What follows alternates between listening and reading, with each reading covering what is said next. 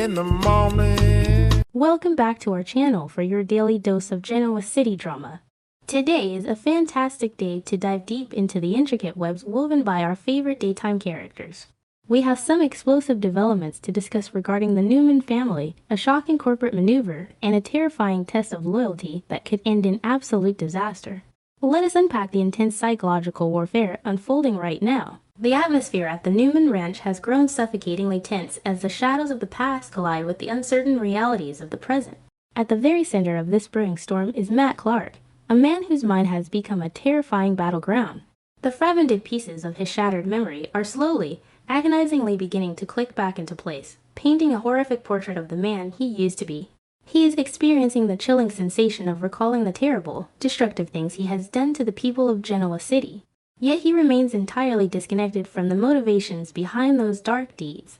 He remembers the actions, the pain he inflicted, and the chaos he orchestrated, but the underlying hatred and malice that drove him are completely absent from his current consciousness. This profound psychological dissonance leaves him in a state of perpetual torment, desperately trying to reconcile the monster in his returning memories with the seemingly reformed soul he feels he possesses today. Victor Newman, ever the calculating patriarch, is observing Matt's mental unraveling with the cold, detached precision of a predator stalking its prey. The great Victor Newman does not believe in convenient amnesia, nor does he readily accept the concept of sudden, miraculous redemption from a man who has caused his family such immense suffering. In Victor's calculating mind, there are only two plausible explanations for Matt's current behavior. Either Matt is executing the most elaborate, brilliant lie of his criminal career, or he is suffering from a severe, deeply ingrained psychotic break. Neither option inspires trust, but both options present a unique opportunity for manipulation. Victor is a master at weaponizing the vulnerabilities of others, and he recognizes that Matt's desperate need for absolution makes him the perfect, malleable pawn in a much larger, far more dangerous game of corporate and personal chess. Recognizing the volatile nature of the situation, Victor makes a strategic decision to isolate the variables, starting with his own son. Nick Newman has been pushed to the absolute breaking point by the recent traumas inflicted upon his family, and his harrowing battle with addiction has left him dangerously fragile. Victor, in a rare moment of protective paternal instinct mixed with ruthless pragmatism, explicitly orders Nick to step back from the front line. He instructs his son to focus entirely on his recovery, his sobriety, and his healing, effectively removing Nick from the immediate line of fire. Victor assures Nick that he will keep Matt Clark incredibly close, monitoring his every move, his every word, and his every nervous twitch. By sidelining Nick, Victor not only protects his vulnerable son, but also ensures that there are no emotional distractions interfering with the brutal psychological test he is preparing to administer to their amnesiac captive. The forced retreat is a bitter pill for Nick to swallow, yet it underscores the absolute authority Victor wields over his family's safety. Nick is left to wrestle with his inner demons in the quiet, sterile environment of his recovery, haunted by the knowledge that the man who terrorized his loved ones is now operating under his father's direct supervision. This dynamic creates an unbearable underlying tension, as Nick must place his blind faith in Victor's ability to control a monster. Victor, meanwhile, thrives in this environment of absolute control. He views Matt not as a human being seeking redemption, but as a potentially useful asset that must be rigorously stress-tested before it can be deployed on the battlefield. Victor's philosophy is simple and ruthless. If Matt truly desires redemption and a place in civilized society, he must prove his worth to the Newman family by becoming an instrument of their will. In a poignant, almost heartbreaking moment of quiet reflection, Matt attempts to wash away the sins of a past he barely understands. Standing under the scalding water of a shower, he tries to scrub away the metaphorical grime of his violent history. When he steps out, meticulously grooming himself and dressing in fresh, clean clothes, he experiences a fleeting, desperate illusion of rebirth. Looking in the mirror, he feels like an entirely new man, unburdened by the hatred that once defined his existence. This physical transformation is a desperate plea to the universe, a tangible manifestation of his profound desire to start over. He wants to believe that the fresh fabric against his skin can somehow shield him from the monstrous legacy that is slowly bleeding back into his consciousness. Driven by this fragile sense of renewal, Matt seeks out Nick Newman to offer yet another profound, agonizing apology. The air in the room grows heavy as Matt looks into the eyes of the man he has so deeply wronged, his voice trembling with a sincerity that is almost painful to witness. He begs for forgiveness for actions he cannot justify and barely comprehends, laying his soul bare in a desperate bid for absolution. However, apologies, no matter how sincere, hold little currency in the world of Victor Newman. Victor coldly interrupts this moment of vulnerability to inform Matt that words are meaningless without action. He tells Matt that the time for apologies has passed and the time for a true, rigorous test of his sincerity has arrived. Matt, clinging to his desperate hope for a new life, looks Victor squarely in the eye and declares that he is completely ready for whatever trial the Newman patriarch has devised. Simultaneously, a massive shift in the corporate landscape of Genoa City is taking place, a shift that will ultimately serve as the crucible for Matt's impending test. Lily Winters, carrying the heavy weight of her family's legacy and the recent emotional turmoil surrounding her father's health, is summoned to a meeting with Victor Newman. In a move that sends shockwaves through the business community, Victor does the unthinkable. He officially hands over the reins of Chancellor Industries to Lily.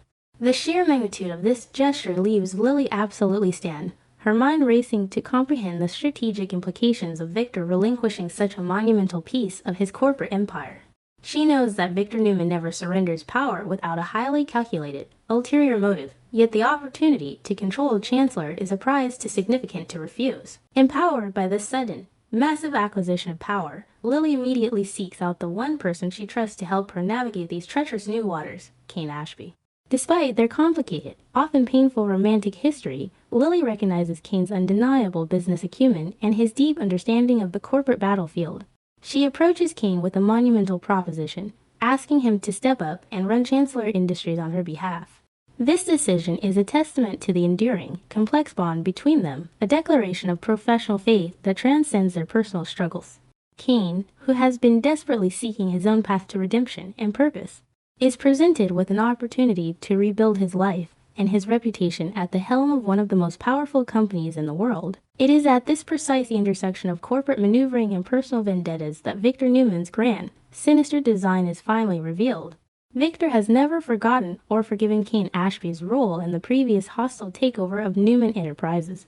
In Victor's unforgiving worldview, Kane is a traitor who must be punished, and the fact that Kane is now positioned at the top of Chancellor Industries only makes him a more prominent, tantalizing target. Victor's decision to hand Chancellor to Lily was not an act of generosity. It was a carefully laid trap designed to elevate Kane to a position where his inevitable fall would be catastrophic.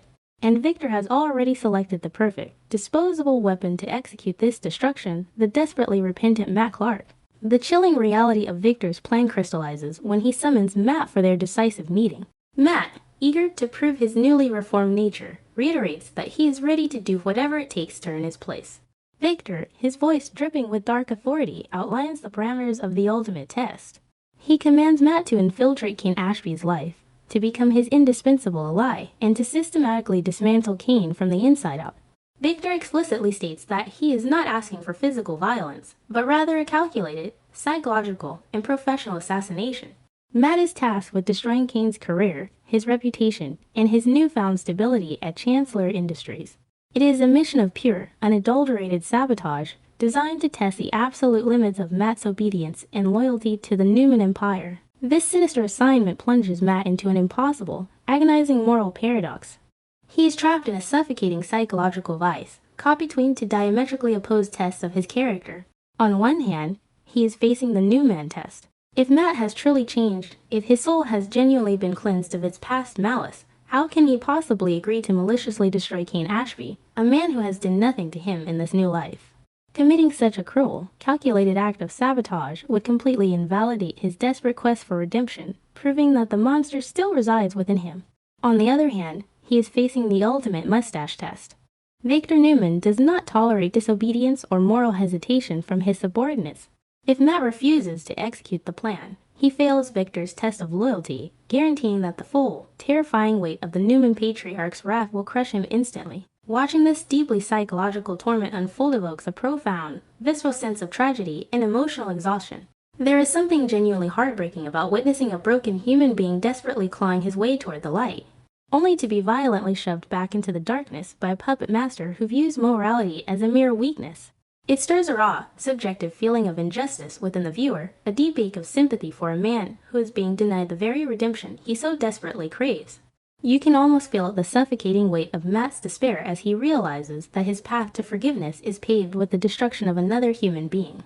It is a brilliant, devastating portrayal of how power and vengeance can corrupt the purest intentions, leaving you to mourn the death of Matt's fragile new soul before the final blow is even struck. As the clock ticks down on these crucial upcoming episodes, the tension is reaching an absolute boiling point.